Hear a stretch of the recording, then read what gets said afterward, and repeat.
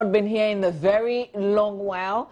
He was once a deputy gender, children, social protection minister, and then he got the big call to head to the Ashanti region as the Ashanti regional minister. He also wanted to be an MP. We're talking about a lot of things, but at the center of this with my guest is Galamsey, because two things on his mind when he was shipped to the Ashanti region. He said to fight against Galamsey and also Fulani headsman. Mr. John Alexander Ackon is my guest here on the show. Good morning to you. Malvi, good morning. Yes, sir. And good to be back. Yeah? With you on the set. It's good to have you. Yeah, but historically, I was at the Chieftaincy Ministry for the first time. Oh, yes. Went to Kumasi as a deputy minister briefly. A matter of 28 days, I had to report back to the Gender Ministry as a deputy minister. And subsequently, in 2016, shipped, as you said, to Ashanti region amidst a host of problems. Exactly. I think you acted as the mayor for a while as well. And in October, the mayor issue also came in. Yeah. But prior to that, I went to Kumasi and met the Fulani issue. I met the Tafo crisis. Later, Kofrom debt issue also came on board. There was the issue of Galamsey in Obuasi. There was the Konongo issue, and quite a loadful. It was an election year also. Exactly. So you could just imagine. Yeah. But God was faithful to me and has always been. How did Kumasi treat you? Very well. I still have very good memories of Kumasi. In fact, they do, and it's not like NDC. Generality of the Kumasi people still talk about me. I had a very strong relationship with Menshia, and still maintain that touch with Menshia. Okay. Very, very well. You wouldn't believe that I did a program and the Otumfo was there. One of the time it was my birthday. He said, "What? Come to Menshia for wine." Yeah. And then he gave me a passer. And I will not forget it. It is exactly this watch I'm wearing, a Pulsar, oh, wow. a Pulsar watch. So I still have fond memories of Kumasi, and people still want me to come around. They would want me to come. It's been good. Ashanti region, Kumasi was great for me. Yeah. You wanted to be MP as well? Yeah, it has Kwating didn't quite allow you. It has always been, but if you look at the political terrain, there are three sides of contest. The first one is the easiest one, depending on the region. So if you're in the voter region, you would say that your safe bet is an NDC. If you're in the Ashanti region, your safe bet will be an MPP. There's the 50-50 regions to which you call swing regions.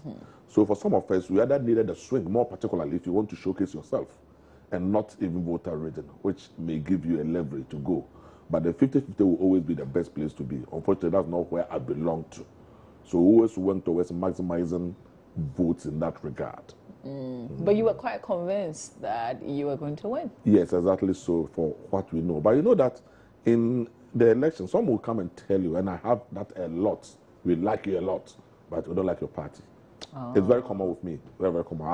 I have a strong relationship with the entirety of a lot of MPP people, and university people, they will come to me, hey, you are our man, but this is our party. The MPP chairman from my area, I've known him since we were children. We played in the same football team, Republicans. So just generality. So an issue happened, somebody accused me wrongly, and then the MP was come to apologize from there. So I called him, it's going to Cape Coast. And they started warning the guy that there's a guy, one of our guys in Obuasi you should not touch. It's because of the party he belongs to. And that's why you are seeing that way. So your party quite doesn't favor you from where you're coming from? Yeah, exactly. How does it feel? Why don't you just simply switch? No, that is not my ambition. I don't cheaply want to be in Parliament. Not for any reason at all. There are a lot more people. Parliament has 275 people. If you add the staff, I'm sure you're talking about 350 thereabouts. And I don't think the other Ghanaians who are also working in various establishments are not Ghanaians. So let it be if it has to be. God has a purpose for all of us. If it's not this way, it's another way. Your existence is not based on being in Parliament. Would you go again? I've been on 3 times. I want to give somebody an opportunity. You know the political terrain, you know, even for those who have been long in Parliament, like E.T. Mensah and the others, the moment you keep long, issue starts coming up. People should be careful. And for me, much as I've not gone, and the potential is there for me to go, I think that the situation should not be stale. We should have new injection and get the issue ignited, and you provide the support for the person to go so that he knows he has a backbone and then you start nurturing qualities to take over from you. So you're done trying? In the context of MP. Okay. Does that mean there's something else coming up? Maybe executive party position? No, I don't intend contesting. Okay. I don't intend contesting. And I do not know eventually when we come to power, which will what will happen, where I will be at that time. I don't know. And I cannot conjecture as I speak now. But obviously, I still remain a strong party person, a very strong one at that. There was also a target of 1 million votes in the Ashanti region. You were the minister at the time. You didn't make that 1 million. Yes. Unfortunately, I went and made the 1 million votes. It was the vision and the strategic direction of the party in the region. And when I was in Accra, it has already been couched. And I supported it because I come from the region. And I went to work to make sure we realize, and even from all indication, we're convinced we're going to go beyond 1 million votes. You remember, when we did the regional launch, the vice president was there, and he was overwhelmed from his trips in the Ashanti region. He became convinced that we are more than capable. Because of the numbers. Because of the numbers. So we need to go to the research to find out the issue. We had quite a lot of quality materials in the areas, and we thought some areas it was possible. But unfortunately, we got surprised by the votes that came. So we need to go back and do a lot of. It's a very good political study to find out what happened. Is it because the two-term situation is becoming an issue for Ghanaians? Is it the slimy or the juicy talk that Ghanaians want, or delivery in terms of content production? Because I thought for President Mahama on tops, he worked as if there was no tomorrow. He worked for Ghana and did less politics. Did it come out like that, like the way you say it, that he worked for Ghana? Was there that understanding? Up to today, all the hard decisions which were difficult, he took them. Unfortunately, once you take a good decision, opposition thinks otherwise because of a section of Ghanaians. You know, when it deals with money, when it comes to nurses, particular teachers, the reality is what we should think about. Do we still keep paying them, or they should go on the fund as it is for all tertiary institutions, now they are the colleges of education, or the advantage of a posting after school? What happened to the university people? So it says that let's create opportunity for you to maximize like the others, and not use the payment as a quota system, because government budget will be commensurate with the admissions. So let's open up. He opened up and had about 63% increase in admissions for the good of the Ghanaian. But money is money. People thought they still wanted the money. And the opposition says, I will give you back your money. And that's the issue. But I have to contend with budgetary provisions as we speak now. What do we want as a country? That is the way John Mahama worked. The reality of facing what is a fact. Would he be a favorable candidate for 2020? For me, until anybody else comes, as we speak now, he's just the best for Ghana. You remember, over the period, as a country, we have subsidized fuel. Remember the energy recovery levy, who could not solve the problem? Remember, under Professor Morris, he came and had to more or less resuscitate commercial banks because it was dead in debt by government. He has to pay toll. Now toll is working. He has to pay commercial bank to ensure it worked. Now he solved all that. So when are we going to break? Since Mr. Hoy, the senior one, energy minister, there's Ankrato, since he introduced the formula for deregulation, everybody runs away from it. Kandapa came, the first one he came, he made it in parliament as a speech. When it came to the crunch and prices were coming down, he could not apply it. President Mahama said, let's go through the process. Let's apply it. Let the system take care of itself. And they said there's accumulation of debt, which is sinking VRA, sinking Greco, and sinking the ECG. Let's introduce an innovative way, a levy, energy levy, and then get rid of all the payments and get them recapitalized. And eventually, the end is the distribution channel. That is by ECG. We have issues there. And for MIDA, the compact, let's inject private participation in expertise into it, in the concession. People say, whoa, what do you mean? And then Vice President Bawumia went to the IMF and said that we have renegotiated. You know two things he spoke about? He said that renegotiated that workers will not be sacked. And the second one, he said Ghanaians will own 51%. Which component of the compact said that Ghanaians were going to be sacked? Which component said that Ghanaians are forbidden from coming to the concession? So what is the renegotiation for? Because it's not there. Ghanaians were right to come into the concession and have a say, have a participation. And the president and even the minister, John Jawapo, constantly were saying that the floor is still open for negotiation to address concerns. I was in the Ashanti region for the conference, for the Congress of PUU, Public Utility Workers Union, and I addressed him. It was open for discussion to see exactly what concerns there were. What has happened? Almost the same thing. So obviously, I mean, with all the things that you've outlined, you didn't deserve to lose the elections because you're doing good things. Let's talk about Galamsey. Okay. Let's talk about this fight that the media is spearheading. It was one of the objectives when you were in the Ashanti region. Do you think that the media will win this fight? Ghana should win the fight, not the media. But would we? We've been here before. And it is important to address the fact that normally what deserves us as a country is counter forces. A government in power wants to do something, and then the opposition will counter just for the sake of the fact that it may not be popular with some section of the Ghanaians. You remember the case of President Mahama doing area survey of the eastern region area, the Ackon areas, the Tua forest and things like that. And when he finished, it was interviewed, said the place is the capital of Galamsey. Remember what was unleashed on him for saying that Chim area is the center of Galamsey? By political opponents and others, just for this harmless statement, but just to re-echo and highlight the importance and the enormity of the problem and to get solution and get all of us to come on board. Unfortunately, media did not help him when he was being lambasted. And now the reality has dawned because there's a change of government. We have to revisit the same thing. To me, it should be a collective responsibility and fight. And my party, I believe, will support that. How were you tackling that in the Ashanti region? We've been highlighting on the, is it Amansie area? Yes, I'll come to Amansie.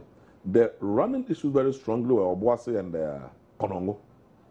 Concessions had been intruded on. There was intrusion into the concession, and there was an issue. That of Obuasi, we tried to use dialogue to solve it. But people felt that, let's use the military to get them off. The positions were different. Which one worked? At least for eventually, dialogue worked. Eventually, I tried it. I had a meeting with the managing director in Accra and said that we could use dialogue. We agreed. At times, put some 4 people together: a bishop, an imam, presiding member of the assembly, and a chief. I don't lie, it also failed. So there was constant effort to dialogue a way out until at the meeting, the Mineral Commission took it up and formed what was called the Movement Committee. And through gradual dialogue, the final post was reached. Even at that point, when it was reached, the chairman of the committee made a statement. He started raising issues that you don't have the capacity to raise that statement about the movement. You should go back to Mineral Commission. So the movement also became a problem. I had to call the Mineral Commission and the MC for Obuasi together and said, go back to the action plan for the movement and redraft for areas of concern and submit it to me in Kumasi. So they sat in Kumasi, Mineral Commission, and the MC finished that one, brought it, implementation took place. It happened. The same thing happened in Konongo.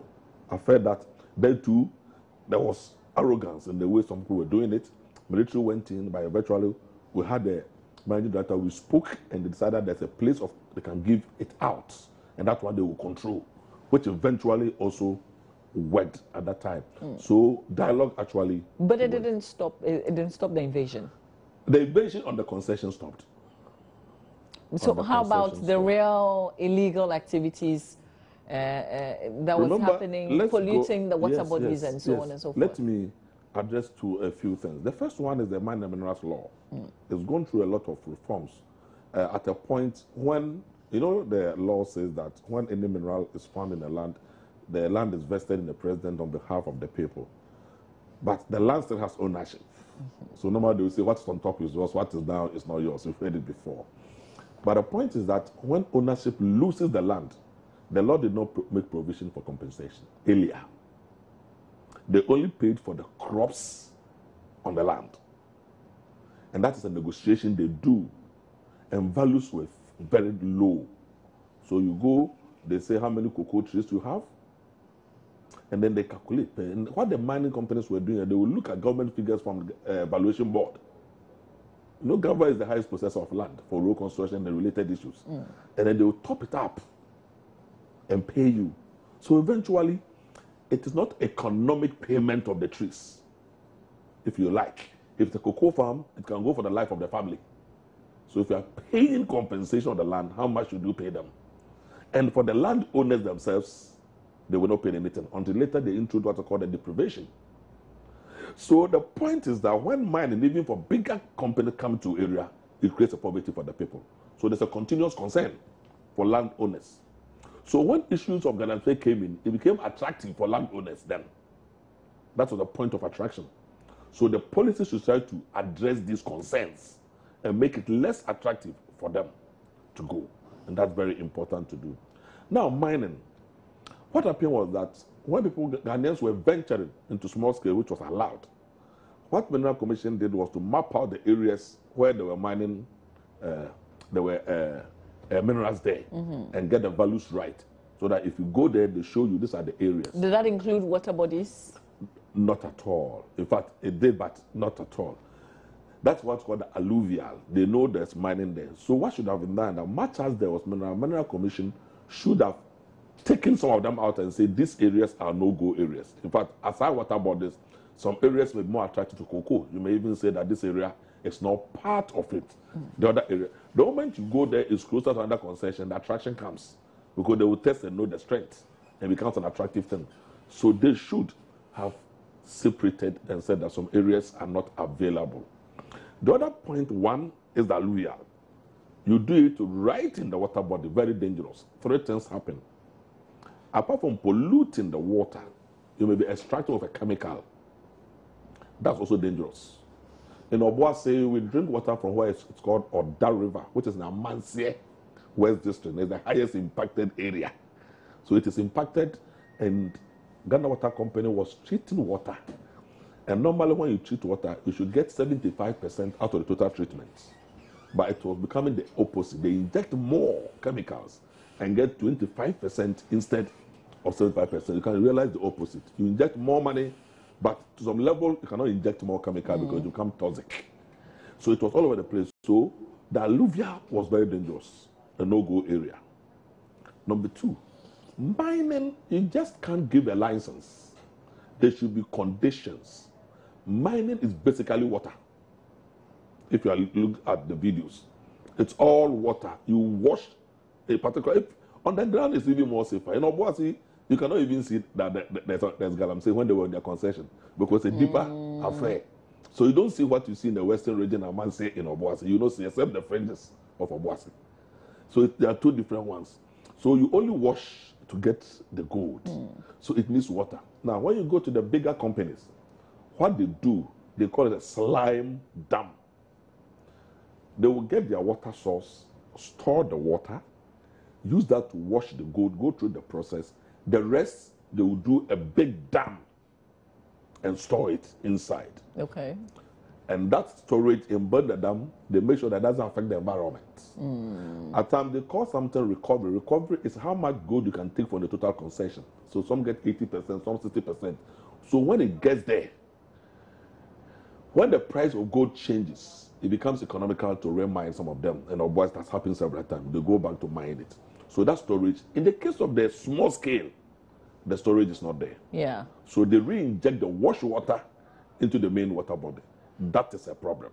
So we're told there's a report and there are big names in there, people who have concessions, people who are taking part in this illegal activity. I wonder if that came to your attention. No, there were issues about illegal operation, but most occasions they do it alongside the main one, which is legal, legitimate operating, those who have licenses. And on most occasions, the report you get is that people will come and say, I have a license of this concession, but people are doing illegal mining on my concession. Yeah. That was what was Water happening. Resources, we spoke to them, I think, yesterday, and that was also one of the issues. So basically, that was what was happening. People are in the few areas, people get lands, but they don't resort to Mineral Commission. That was also there. But basically, people started acquiring lands, vast lands, Are you surprised by some of the names that we're hearing coming out of the I've not heard any. There are chiefs. Obviously, there are does chiefs. not know? Landowners, who does not know? Do you have a concession yourself? No, I'm not interested. Okay. I've lived on Boas all my life. I'm not interested. I'm not interested. I mean, are you surprised that chiefs? They are the owners of the land. Why should that surprise you? But chiefs are supposed to be protecting. And if they are taking part in an illegal activity... But I'm saying that, are you surprised? Land ownership.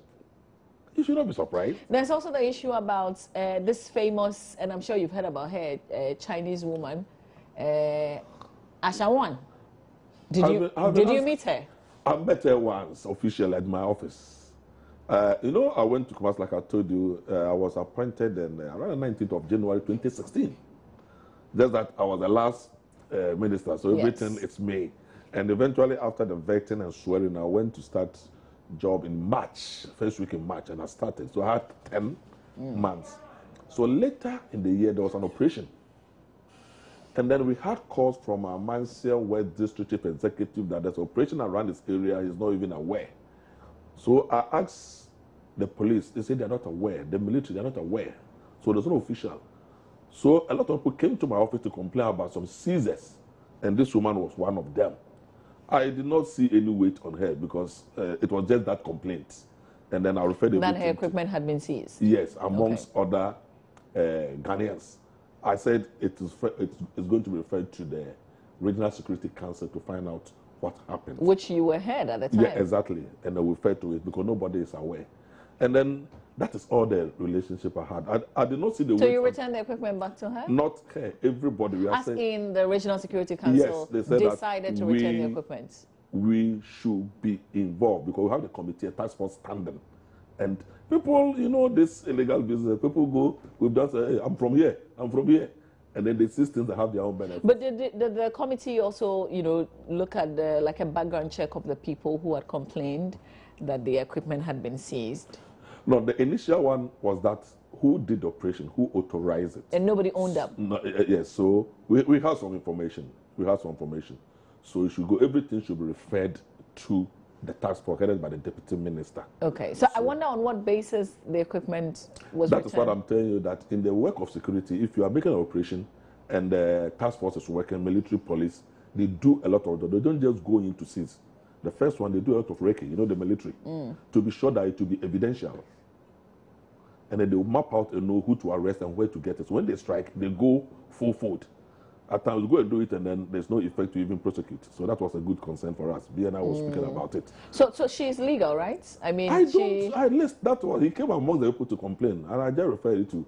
But apparently, she's very powerful, and there are sex videos of I've people. Not seen Does that scare you? I've not seen any sex video before about her, but I did not see any weight about her when I met her. Once in my office, I did not see any sex video about her. No, what I mean is, I did not see any power around her. What does so I'm rather surprised. Hey, so this woman who came complaining has all these powers. I don't know. I did not even encounter on any platform which will showcase those powers of hers. Yeah? Yes. Of making making other women sleep with big men so they can use those tapes against them. To be honest, I've heard Kwekwa like last Saturday evening. But you don't think we have enough girls in Ghana? And you are a lady, is that not true? Excuse me, have you done some comparison of the qualities and the sizes and the... Have you tried it? Have you done it? So I'm surprised, very surprised. And I'm talking about attraction, is it? In terms of taste for a typical Ghanaian.